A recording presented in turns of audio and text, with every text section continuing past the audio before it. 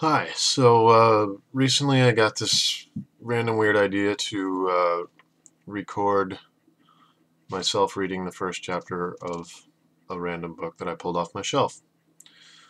So I'm going to try it, see how it goes. Maybe I'll do another one. Maybe I won't. So the random book that I've pulled off my shelf is The Case of the Vanishing Boy by Alexander Key, uh, who also wrote Escape to Witch Mountain. That series, a lot of kids with strange psychic powers sorts of stuff that I read a lot of and enjoyed when I was younger.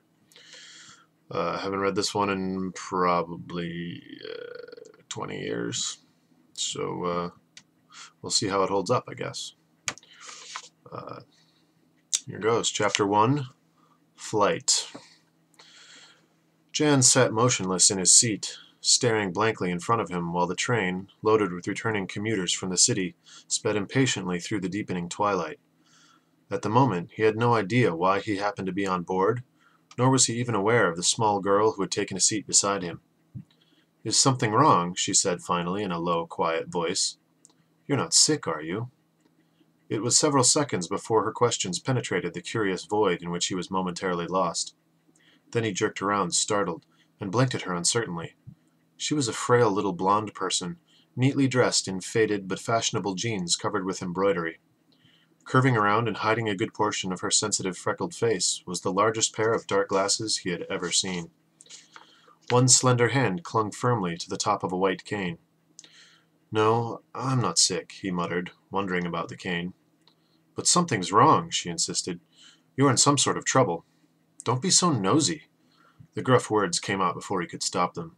The possibilities of the void seemed far better than the coldness of reality.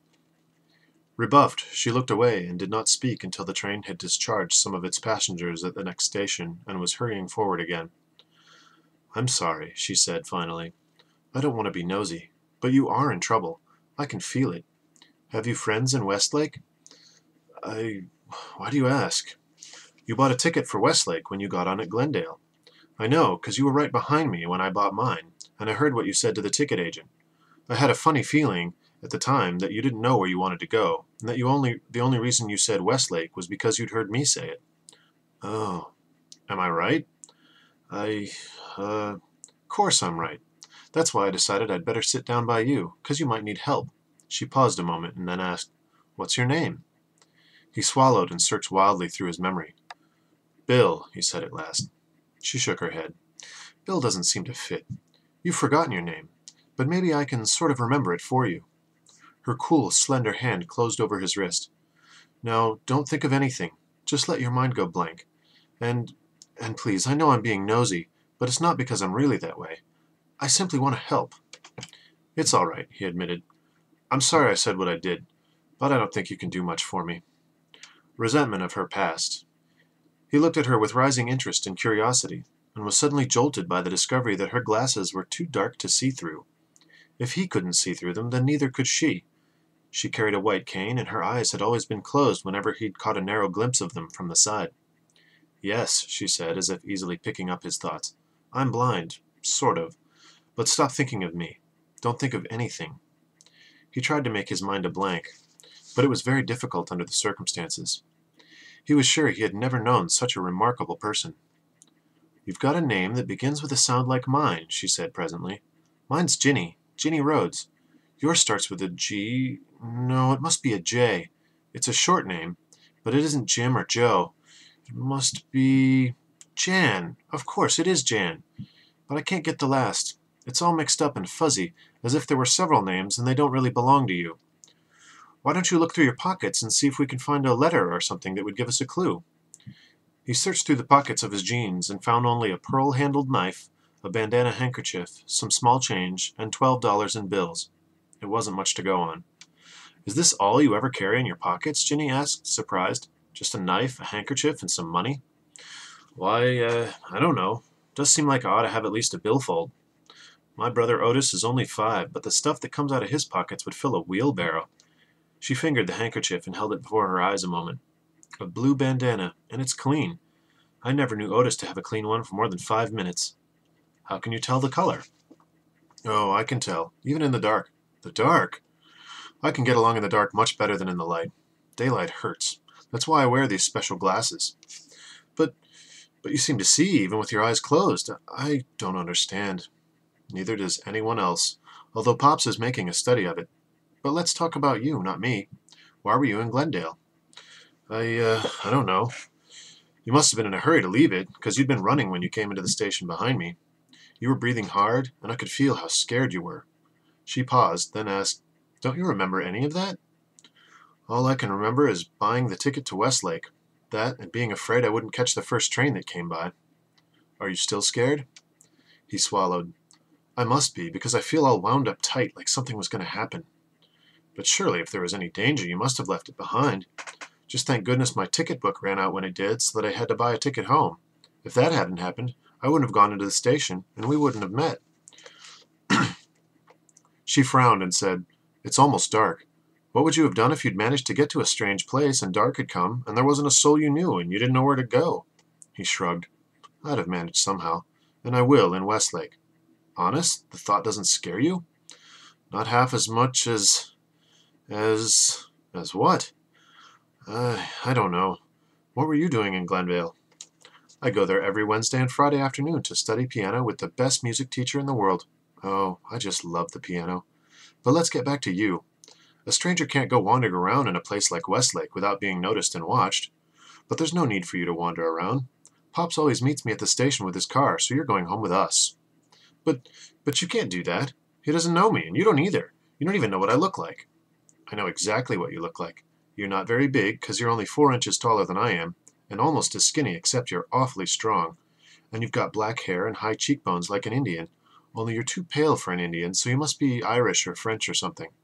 He gaped at her. "I don't know how you do it with your eyes closed, but you sure hit it on the button. As for your character, I trust you completely, and I'm never wrong about that, as Pops can tell you. And that's not all," she hurried on before he could open his mouth again. "You've got a secret ability that's crazier than mine. It's terrific. I mean, it's really terrific. Why, Pops would give anything to study you." A sudden chill went through him. "No!" he gasped. "Oh dear," she breathed. "Did I say something I shouldn't? I know you have an ability, a very strange one. I can feel it in you. But I don't know what it is yet, and I won't try to find out if you don't want me to." "I don't want to be studied," he said grimly. She was silent a moment, looking at him. "Jan?" "Yeah?" "Have people tried to study you before?" I don't know. I just don't want to be studied, that's all." "Oh, very well. I won't say a word about it to Pops without your permission. But you are coming home with us." "I don't think I'd better." "Jan, you've got to. If you're alone, the police at Westlake will know right away you don't belong there. They're sure to ask questions. What's going to happen when you can't answer them?" Without waiting for a reply, she went on eagerly. "Pops dotes on puzzling people like you and me, and he'll love to help you.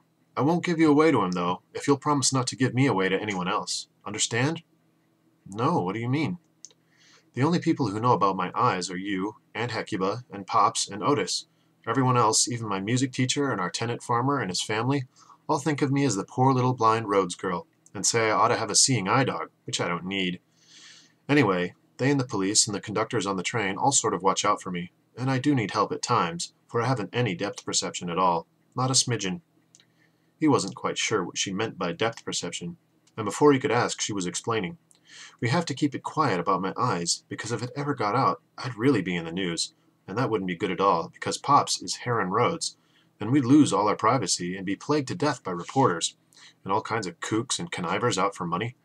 Pops, he's my grandfather, says it's much better to be poor and unknown than a rich celebrity who is always in danger."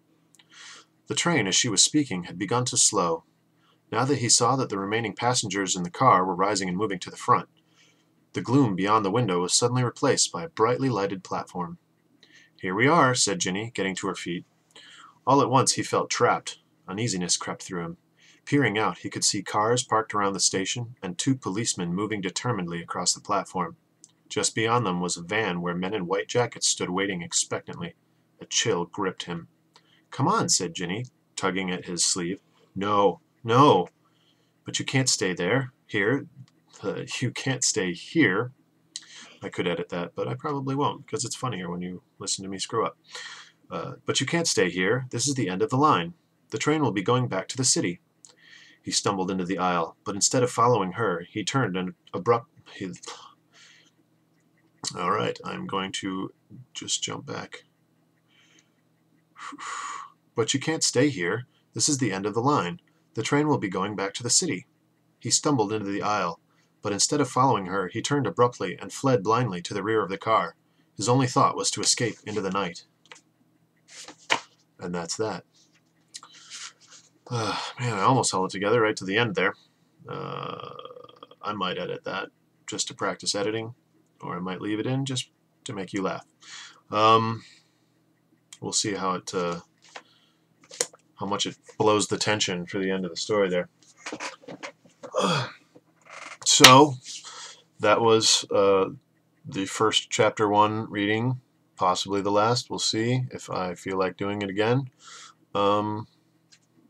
Maybe you will enjoy it. Maybe you won't. Yeah, I really don't have anything else clever to say, so I'm just going to end it here. Where's the... oh, there.